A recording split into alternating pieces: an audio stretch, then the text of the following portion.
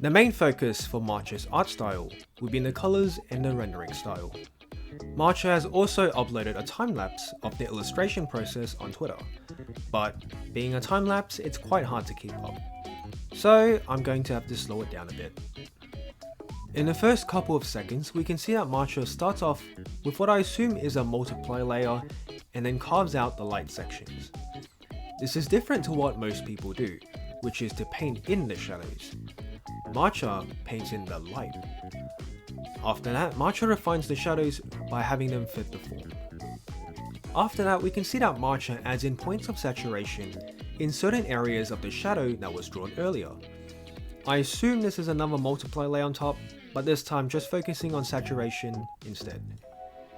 The positions of these shadows seem to have a pattern as well. A temperature on the areas with curves, and the other temperature on areas that are extremely absent of light. Overall, no area is without saturation, or in other words, no shadow is completely grey. Next, there seems to be reflected light, which can be done with a screen blending mode. The application of the paint seems to be rather loose. As you can see, some of the light bleeds into the shadows. This makes the bleeding look like a gradient, making it blend in better. I assume this is done by just making the brush size bigger. Already this seems like the bulk of the render, as the rest of the time-lapse is just refining the illustration with finishing touches, which I will touch on later in my attempt. Now all of that was a lot to digest, so for simplification, base color, shadows, saturated shadows, reflected light, and polish. Now that we know what the general process is, we can then move on. First, we need to figure out what brushes Matcha fancies. So, let's take a look at one of their illustrations and have a look at some of their strokes. I will then show the brushes that I used in the study and the settings. The gouache brush. We will be using this brush for the bulk of the rendering. This type of brush will allow the colors that you use to blend into one another better, as the color sort of bleeds into the other ones. For this, I took the default dry gouache brush, with a bit of color mixing and subtle texturing. You don't need to use dry gouache specifically, just anything that is a little textured in both brush shape and material is fine. Regular brush. You can use your regular brushes for this one because the point of these brushes is to add a little variety. Think of the gouache as setting the stage and these brushes as props for said stage. Personally, I default to a standard pressure and pressureless brush, so I'm going to go with those. Pencil and pen. Just a regular pencil and pen, the default is fine. These are here for the line art. For the pen, it's best to have the edges a little softer so as to not draw too much attention to itself. This is best seen when you look at the line art around the chin area where the edges almost blend in. Rake brush. If you zoom in on particular areas, you'd notice that there are sometimes a bunch of parallel lines. This is what's called a rake brush. When a rake brush is used on hair, it gives the illusion of texture because it seems like there are visible strands of hair. Matcha uses the rake brush on things that aren't hair too. I don't know why, but it's basically there to create texture. For the line art, I used the G pen and a pencil.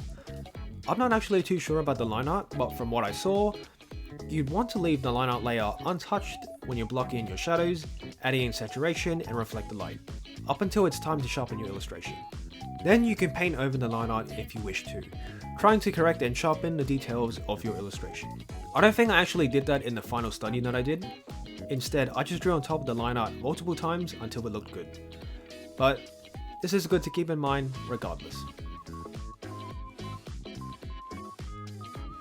This technique mainly focuses on reducing the impression of the object's outline. Whenever you have edges that are a bit too hard and it looks a little too striking, you can add in a couple of strokes around the edges to help soften them up a bit, making them blend in better. This is notably done on the hair and the eyebrows, but it can be done wherever you want softer edges.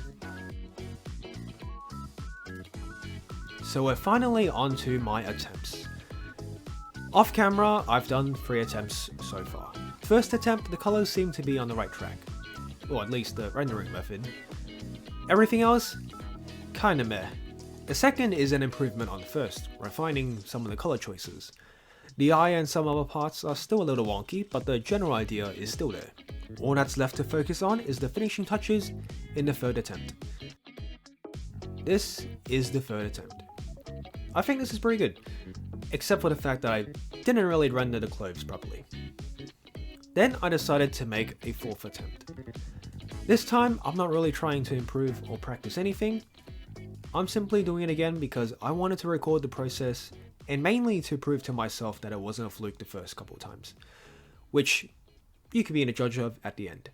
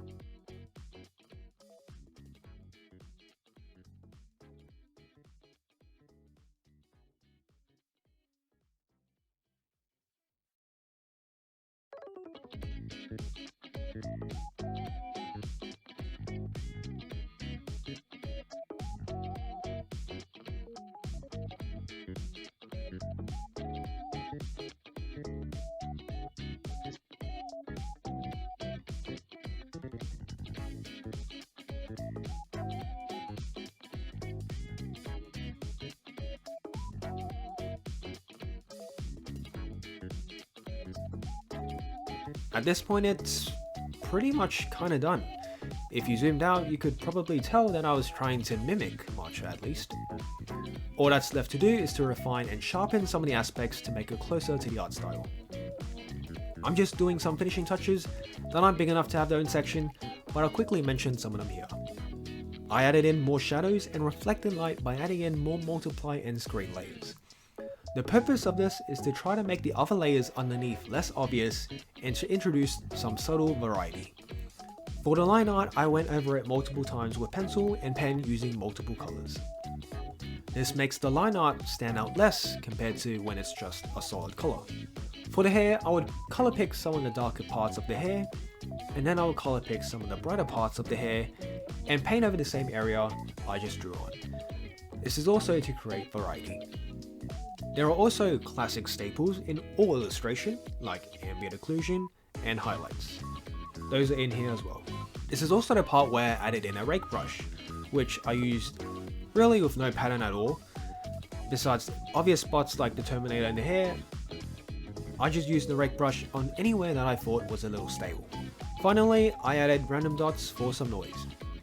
I also added in a background at the end, but this background isn't really part of the study. It's just a general background that I thought would work well with Matcha's art style.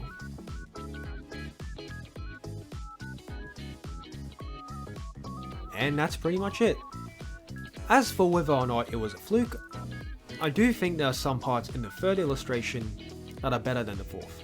So, kinda consistent, kinda a fluke, but that's to be expected. There are some stark differences, like the background. I think that's the most obvious one. And another one will be the clothes, which I may or may not have neglected, unfortunately. But maybe I'll revisit that another time. And that's all. Hopefully you learned something out of this. If you didn't, at least you had a good time, right? I don't know. Let me know whether or not you think this was good. Let me know if it wasn't Matcha's art style at all.